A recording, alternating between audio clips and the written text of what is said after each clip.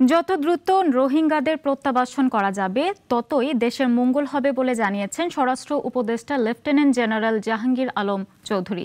সকালে কক্সবাজার জেলা প্রশাসকের কার্যালয়ে আইন শৃঙ্খলা রক্ষাকারী বাহিনী সহ প্রশাসনের কর্মকর্তাদের সাথে মত বিনিময়ে তিনি এসব কথা বলেন।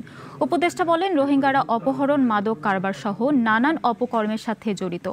এ সময় আসামি নির্যাতনের অভিযোগে চকরিয়া থানার ওসিকে প্রত্যাহারের নির্দেশ দেন উপদেষ্টা।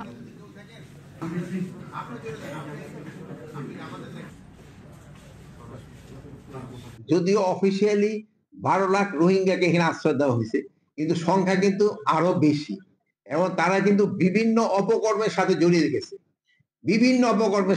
গেছে, এখন তাদের আমরা কত তাড়াতাড়ি আমরা যদি তাদের এলাকায় বা তারা যে এলাকার বাসিন্দা, যেই দেশের বাসিন্দা ফেরত দিতে পারি, অতই আমাদের জন্য মঙ্গল।